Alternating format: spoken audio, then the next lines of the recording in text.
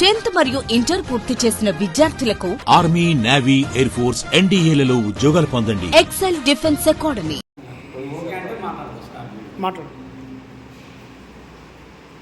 మొదటి జీతము రాష్ట్ర ప్రభుత్వము పారిశుద్ధ కార్మికులకే ఇవ్వాలని ఈ రాష్ట్ర ప్రభుత్వాన్ని మేము డిమాండ్ చేస్తున్నాం. ఎన్నో ఏళ్ళుగా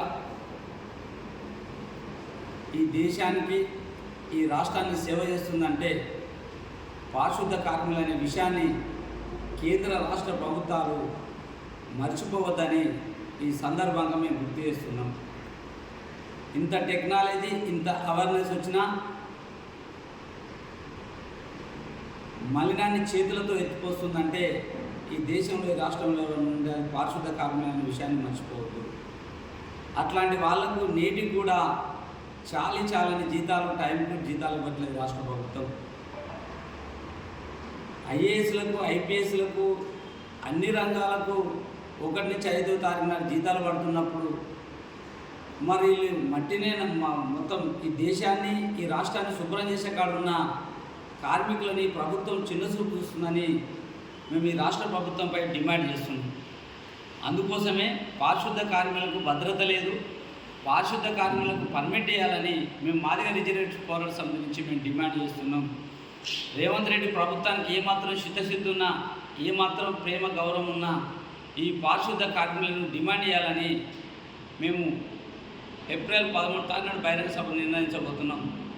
అప్పటిలోగా రేవంత్ రెడ్డి గారు సానుకూల ప్రకటన చేయాలని మేము డిమాండ్ చేస్తున్నాం. ఇందిరమ్మ రాజ్యం అంటే లేనుని కోసం పనిచేస్తుందని చెప్తున్న సభలో ప్రతిపక్షంలో ఉన్నప్పుడు 2 లక్షల ఉద్యోగాలు మేము కేటాయిస్తామని ప్రకటించడం జరిగింది. డిఎస్సి కూడా మొన్న 11,000 డిఎస్సి ఇచ్చింది. రైట్, మేము హర్షిస్తున్నాం, స్వాగతిస్తున్నాం. అరే ఇప్పటికీ వాళ్ళకు భద్రత లేదు. అన్ని డిపార్ట్మెంట్లలో చూడండి పర్మనెంట్ అనే సిస్టమ్ ఉంది. విద్యారంగంలో చూస్తే గురుకుల పాఠశాలలో మహాత్మా జ్యోతిరావు పాలు కావచ్చు, సోషల్ వెల్ఫేర్ గురుకులలో ఒక 5-6 సంవత్సరాలు ఏమైనా పర్మనెంట్ చేస్తున్నారు. ఎలక్ట్రీషియన్ డిపార్ట్మెంట్ చేస్తే ఒక 10 ఏళ్ళ తర్వాత, 5 ఏళ్ళ తర్వాత అవుట్సోర్సింగ్ చేసిన తర్వాత కాంట్రాక్ట్ బేస్ మీద చేస్తున్నారు, పర్మనెంట్ చేస్తున్నారు.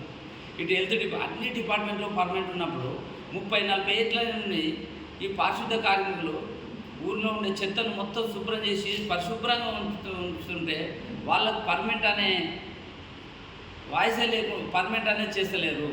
అందుకోసమే ఖచ్చితంగా నిశ్శబ్దాల అవనిలో శతాబ్దాలుగా ఈ దేశానికి, రాష్ట్రానికి సేవ చేస్తుందంటే పారిశుద్ధ కార్మికులు.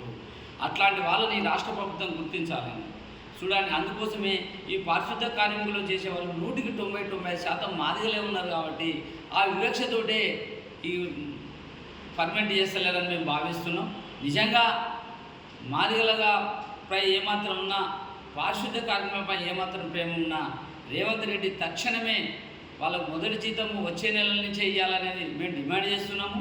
అట్లాగే వాళ్ళకు పర్మనెంట్ ఉద్యోగ భద్రత కల్పించాలని కూడా మేము డిమాండ్ చేస్తున్నాం.